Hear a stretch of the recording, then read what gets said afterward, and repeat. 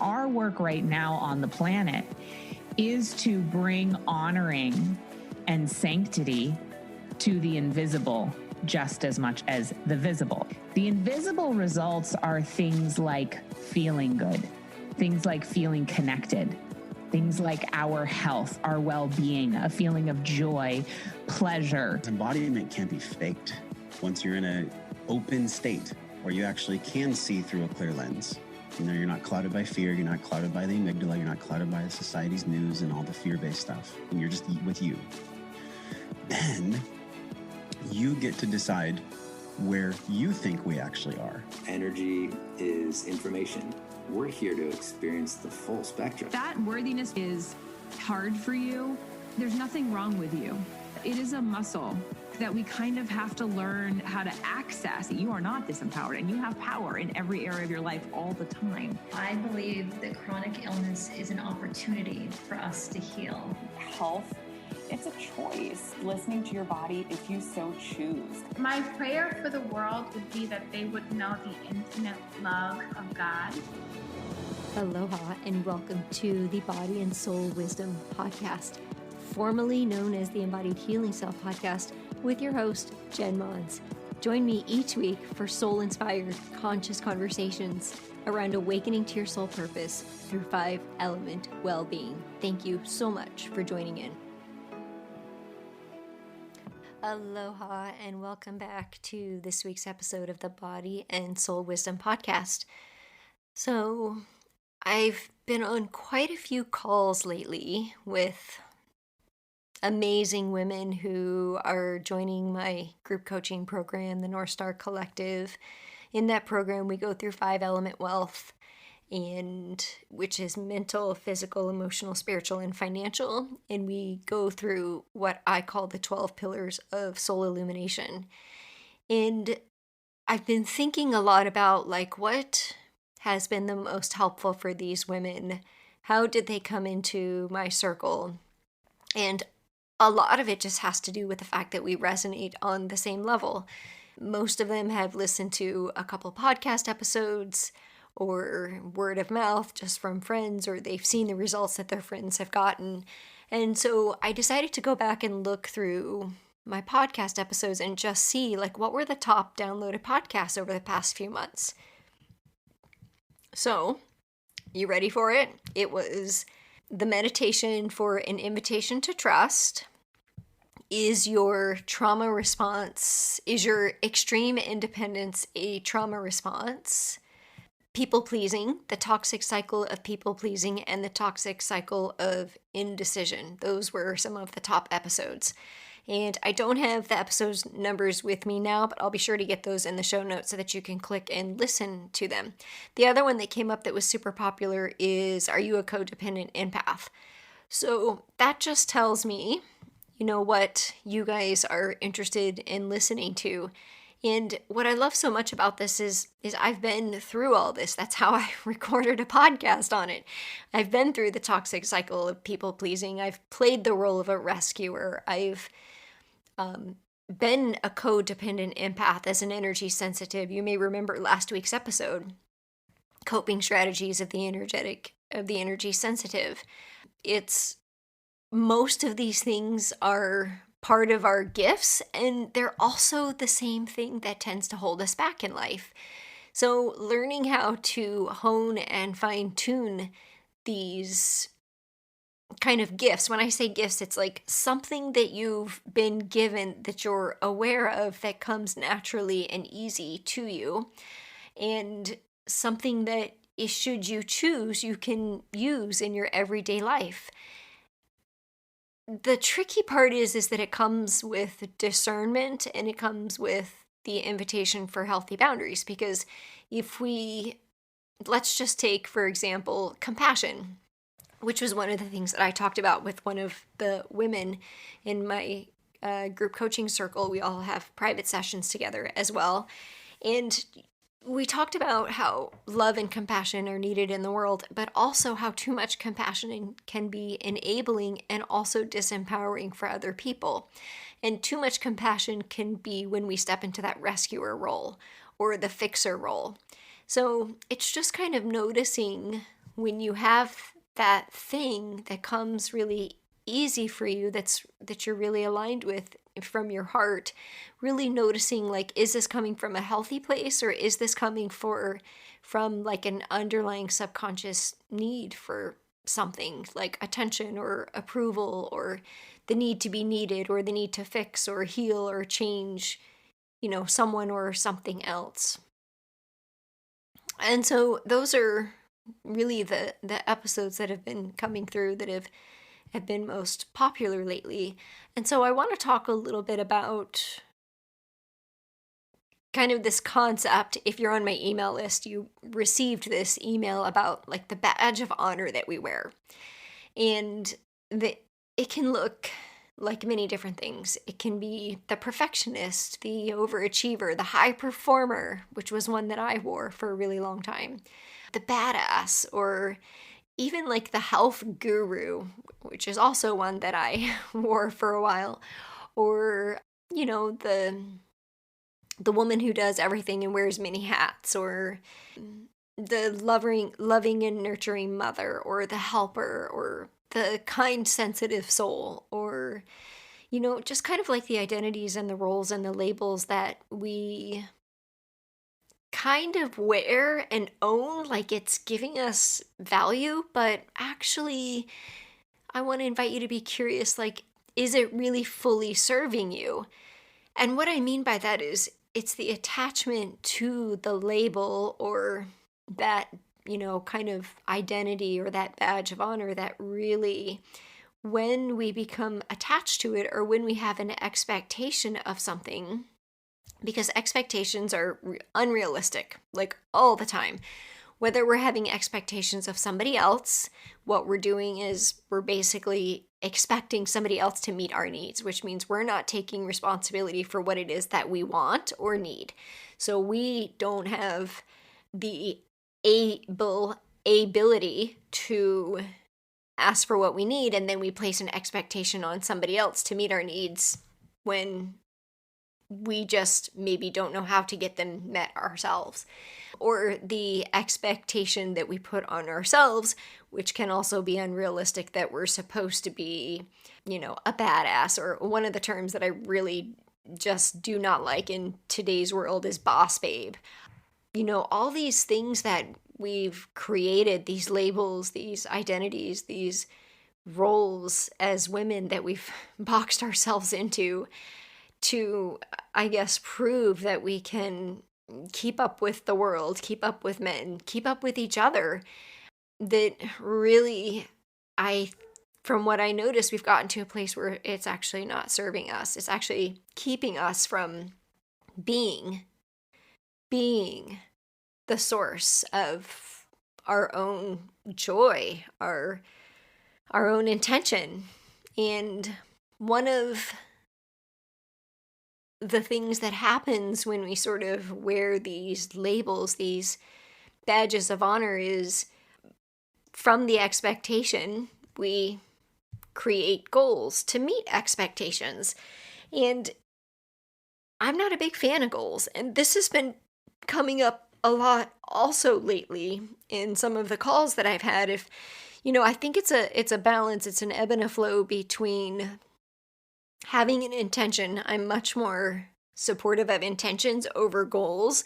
So let's say, for example, you meet with a health coach or a fitness trainer, because this is an easy, tangible one for people, and you set a goal of losing 10 pounds. Well, I would rather you set the intention to exercise every day or to eat more vegetables than to have the goal of losing 10 pounds. Because if you can stick to your intention, which is a way of being, you are going to meet and likely far exceed your goals. And that's kind of the problem that I have with goals, is that goals can be very limiting. Because in my experience, and I've experienced this in many, many different areas of my life, and also in coaching other women, is that a lot of times our goals are limiting. Like, even if we put a number on something, what if more is possible? What happens if we just lean into trust? Whereas the energy of a goal is like, I'm going to work towards something. versus the energy of I'm going to set the intention to be a certain way. And I'm going to take aligned action through that intention daily, weekly, monthly, because I am that intention. It's a completely different energy. It's more sustainable. There's no expectation. It's an agreement. It's you agreeing with the divine energy within you to just be a certain way. And so I really love to hear when goals are something like to be peaceful, to feel free, to feel grounded, to speak with intention or open communication, to listen, to when they're a little bit more like daily behaviors and intentions versus like an actual result. So I'm curious how this lands for you. If you're a listener, if we're friends on social media, if we're not friends yet, at jen.mons or jen@jenmons.com, I just wanted to know from you, the listeners, how does this land for you? Are you a goal setter? Have you had success with that? Have you tried setting daily intentions? Have you tried that? Have you had success with that? Have you, or are you still carrying around some type of identity or role or responsibility or some type of badge of honor that is labels you as successful or amazing or healthy or whatever that word is there something that you're still carrying around that you might be ready to let go of? Because that's where the real freedom is. That's where you step into the space of expansion. That's where you step into the energy of prosperity. Prosperity is embodied trust. It's that trust that you're always on time. You're right where you need to be. You're open, ready, willing, and available to receive with discernment. You are confident and clear to stay on your aligned path. When you are ready to learn as a student, in that next thing, your teacher will appear. All of those things will reflect back to you that you're on the right path. And, sometimes the path feels difficult. Sometimes you think you took a wrong turn, and sometimes it's painful. We've all experienced this. We've been hurt by other people. We've lost in some type of competition. And in the moment, it feels like, well, if I just would have done this, this wouldn't have happened, because a lot of times we want to avoid pain. But when we look at the big picture, we can choose to see that all of that was meant to happen, because those challenging times are really when we get clarity around what doesn't work anymore. And so what I want to invite you to do is to notice if the labels that you're carrying around, the so-called badges of honor, the words that you would use to describe yourself, are they still serving you? Are they supporting you to really just be present every day with wherever you are? Are you showing up daily with intention? Do you feel grounded? Do you feel relaxed? Do you trust decisions? Do you make decisions? So many times, if you've listened to those podcast episodes, when we don't live in embodied trust, we spin in cycles of indecision and people pleasing and procrastination and ghosting people. Like, take up space. Make empowered decisions. Decisions create momentum. Say yes, say no, and own every single opportunity to make a decision in your life versus spinning in indecision or putting a decision off and sitting in procrastination or just totally ignoring or avoiding the situation or the person. If a person or a situation is not serving you, let them know and then let them go.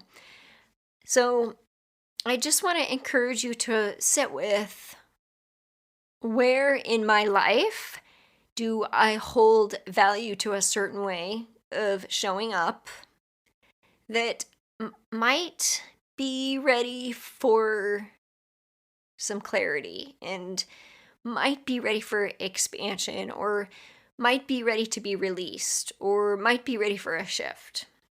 And then the second question is, do I notice that my attachment to these identities has created stress in my life? And sometimes that stress and that overwhelm comes in the form of goals or to-do lists not being met. That's something that I have heard so many times. People freeze when you start talking about, like, okay, what are your goals? They either freeze because they're afraid of failure, or they freeze because they immediately feel overwhelmed, or they freeze because they think they have to people please to meet them for the person who's asking them. And none of that is true. So if you're a goal setter, I think it's important to flow between both. I think it's most important to live each day with intentions. And you can have goals for things like and accountability for your intentions, that when they feel aligned with your soul, remember the 3 questions that I've always encouraged you to ask. Is this in alignment with my goals? Is this the right time? And does it have to be me? And before you commit to something and you answer those questions, if you get a yes, then you may want to create a goal, but that goal can be flexible, because a lot of times when you're on your soul path, you will be challenged to rise and meet flexibility and adaptability and expansion and contraction. So it becomes more about what I like to say, the result is in the journey versus it being a result, but really just shifting your perception to whatever result that you think that you're looking for is actually in the journey and the process of getting there, and of rediscovery and realigning and, redefining and reclaiming with clarity your path.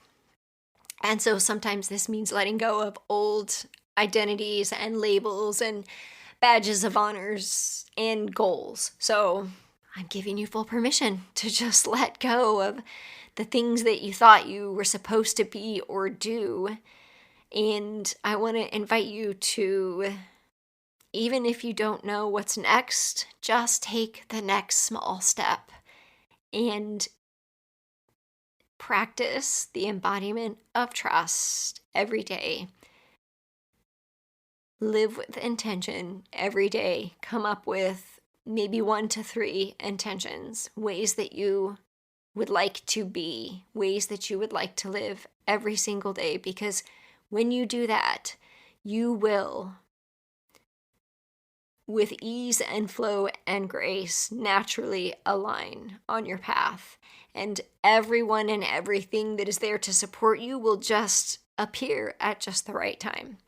So I hope you enjoyed this episode today. If anything came through for you, feel free to send me a message. I love to hear your breakthroughs. It means so much when you're a podcast host. It really, really means a lot for the listeners who are still listening. I thank you. Thank you so much for being here. You don't really know the work and the time and the resources that go into producing a podcast unless you've done it. We've been going for 3.5 years. We've had over 12,000 downloads this year. I'm super, super grateful. Please continue to share with your loved ones, and feel free to let me know what you'd like to hear more about. I'm super grateful that you're listening in. Feel free to write a review. I would be super grateful for that so I could give you a shout out. Thank you so much. Have a wonderful day, and I will see you next week. Aloha. The content of this podcast is to educate, inspire, and inform you of pathways to an embodied healing self. It is not intended to be a substitute for professional medical advice, diagnosis, or treatment. Always seek the advice from your medical doctor, therapist, registered dietitian, or nutritionist for any questions you may have regarding your diagnosis or condition. Friends, and thank you so much for joining again each week on the Body and Soul Wisdom podcast, formerly the Embodied Healing Self podcast. I am so deeply honored to share the space with you every week. I know that there are many other podcasts that you could be tuning into, and our community is expanding and growing more with each new episode. I'd like to invite you to come on over to jenmons.com/tribe and receive some of the wonderful gifts that we have for you: a meditation bundle, energetic alignment, 5-element wealth, prosperity consciousness. We have a ton of different gifts available for you to enjoy. Now, we have one small favor to ask. In order for this podcast to get into the hearts and souls of like and light-minded people, we need your support. We would love your review and would love it if you'd head on over to jenmons.com/podcast to leave a review or leave one on iTunes so that we can continue to share the love beyond out into the world. Thank you so much again for joining in. We'll see you next week.